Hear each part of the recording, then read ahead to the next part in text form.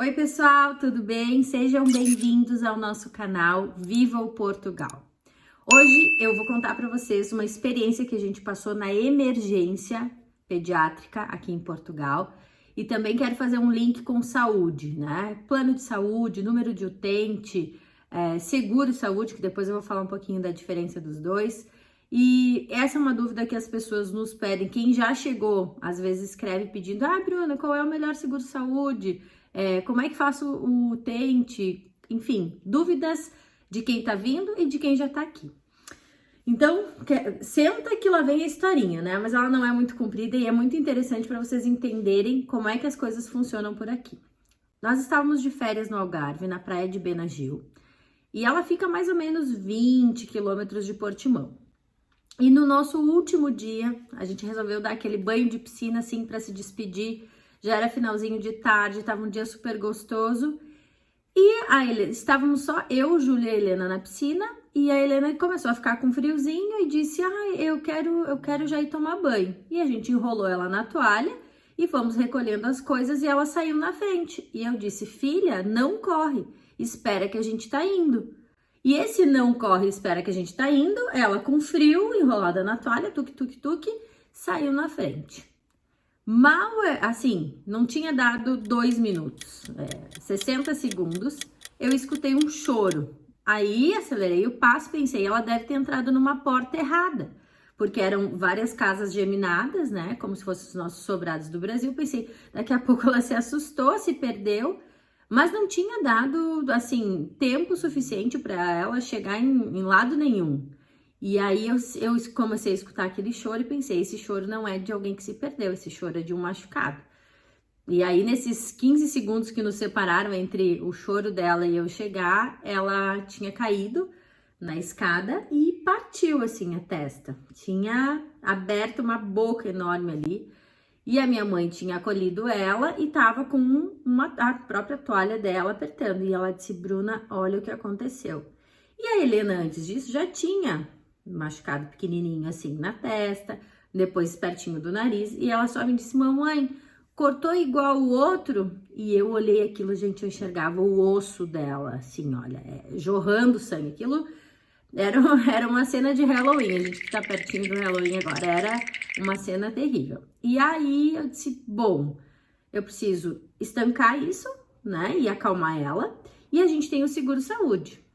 Então vamos ligar para uma consulta. Então o nosso seguro saúde, ele veio junto com a contratação do serviço do banco. Ele era um serviço adicional que teria alguns descontos por a gente comprar em conjunto com a adesão da conta do Banco Santander, é o Safecare.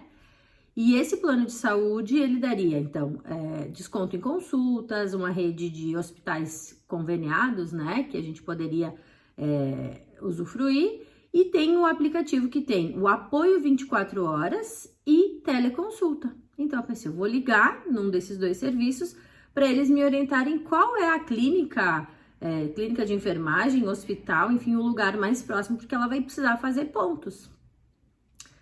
E liguei a teleconsulta, serviço indisponível até às 18 horas. Poxa, teleconsulta até às 18 horas, então não é um serviço que pode ser vendido 24 horas e de apoio ao cliente, né? Aí começamos a ligar no apoio, linha de apoio, 24 horas, que era por telefone. Olha, estamos aqui na praia, aconteceu isso, precisamos saber para onde a gente leva a criança, ela tá aqui chorando, tá perdendo sangue, tá doendo, como é que a gente faz? Deixa-me ver aqui o que tem. Mas a criança tá bem, não era uma triagem, não era como se fosse a gente ligar no SUS, né? Olha, sinais vitais, ela chora, onde foi o corte? Não, era assim, ela está bem, ok. Então, deixa eu ver, nós não temos nenhuma rede conveniada próximo de si. O mais próximo que nós temos é no Alvor, que era uma praia mais longe.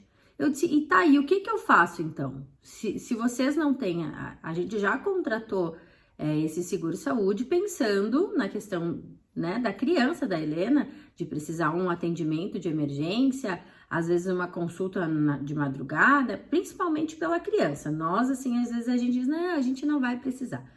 E no fundo esses acidentes, essas travessuras, né, que às vezes acontecem e a criança acaba que a gente tem que levar numa emergência, numa urgência com mais frequência. E aí, gente, ela não sabia informar. Então, ela não sabia, ela deu uma informação vaga que a mais próxima era numa cidade ainda mais longe. E eu pensei, isso eu preciso ter, as nossas atitudes numa situação dessa precisam ser rápidas. A gente não pode ficar pensando muito, né? Então, tu tem que saber quanto tempo eu vou levar para chegar até esse lugar. Esse sangue tem que estancar. E se a criança desmaia nesse meio tempo?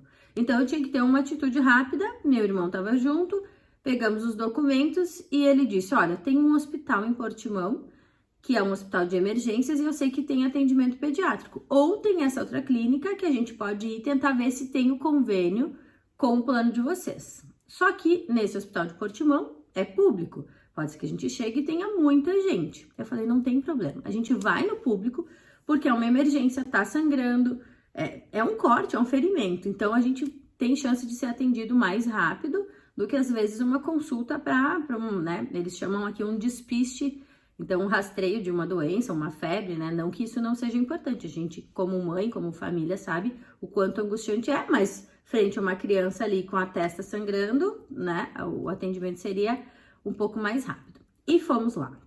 Gente, chegando lá, ela me disse, a menina tem o número de utente? E eu pensei, ela tem, claro que ela tem, ela tá matriculada na escola, só que ela não tinha. E ela não tinha porque quando nós chegamos e demos a entrada para atualização dos nossos documentos, ou seja, nós, eu e o Júlio, já tínhamos os documentos para Portugal, número de utente, número de contribuinte, segurança social, da outra vez que a gente morou. E a Helena não tinha porque nós não temos residência ainda, o nosso cartãozinho não chegou.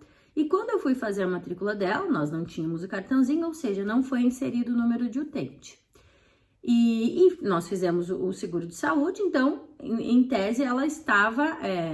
ela tinha o suporte de um serviço privado e a gente estaria aguardando a chegada do documento para ter um número público. Então, quem está no Brasil ainda, imagina que ela precisasse do número do SUS, mas a gente tinha contratado um plano de saúde privado. Então, estava tudo, né, tudo encaminhado.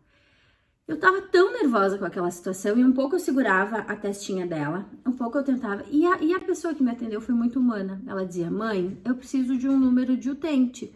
E eu dizia, mas ela tem. E eu passava a nossa pastinha de documentos e eu não conseguia ler, de tão nervosa que eu tava. E eu tentava ver qual era o documento e na minha cabeça ela tinha. Mas ela tinha o quê? Ela tem os documentos, contribuinte, segurança social. O que ela não tem era o número do utente. E então, o que nós fizemos? A senhora disse, eu sei que isso é uma emergência, tu vai ser atendida no mesmo e depois nós vemos como nós vamos faturar, tá bem?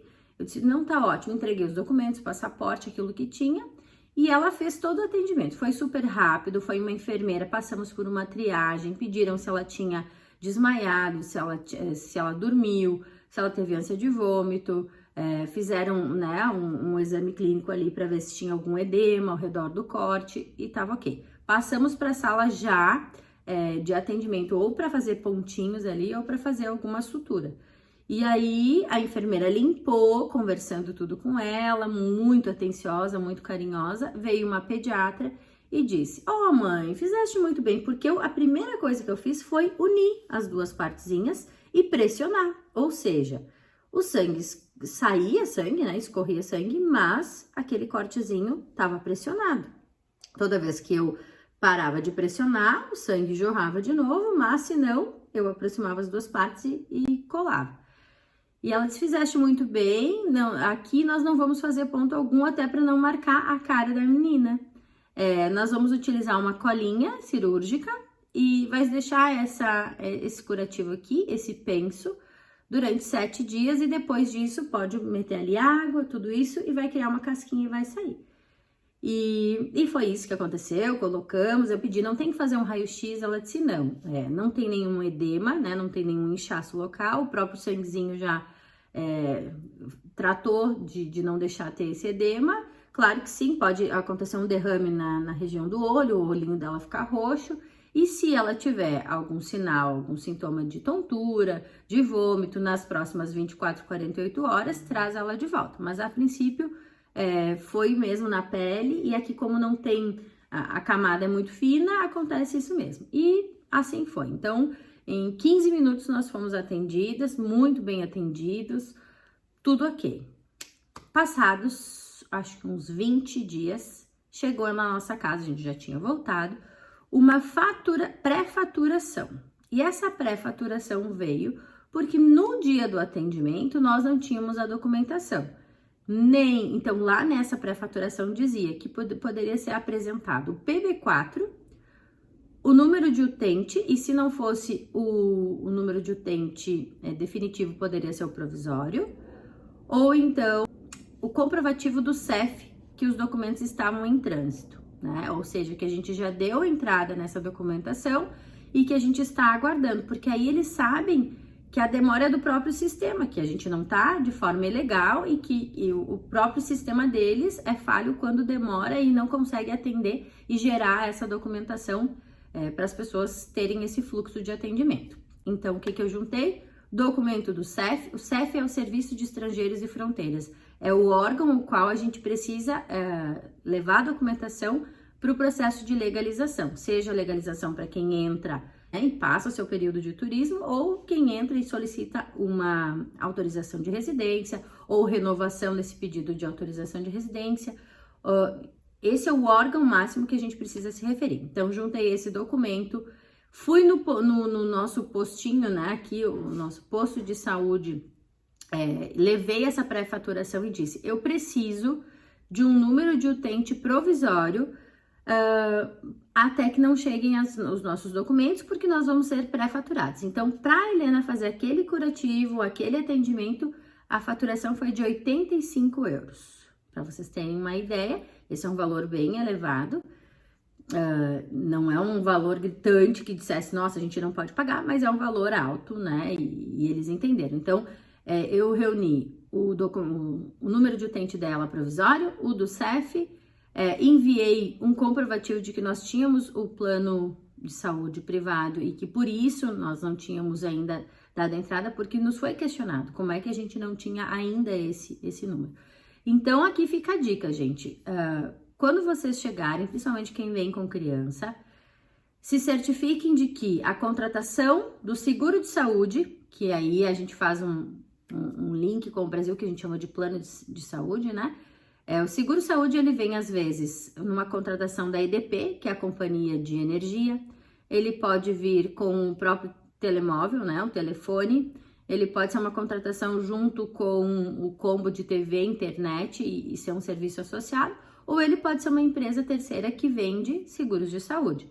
Aqui a gente tem a Medcare, a Medis, essa Safecare, tem a Tranquilidade. Tem algumas grandes empresas que fazem isso e que tem um bom feedback por parte das pessoas, e tem algumas outras que entram no mercado, não, assim, o que vai alterar, o que vai fazer a diferença é o nível de cobertura. Algumas têm cobertura total para internamento, não cobra diferença de consulta, tem uma rede maior de parceiros, tem uma oferta maior de médicos conveniados. E outros, nós temos os seguros a partir de 5, de 7 euros para a família toda, que dão desconto a consultas. Então, ao invés de pagar o valor de 80 a 100 euros uma consulta particular, paga-se por volta de 30, 35 euros o valor da consulta.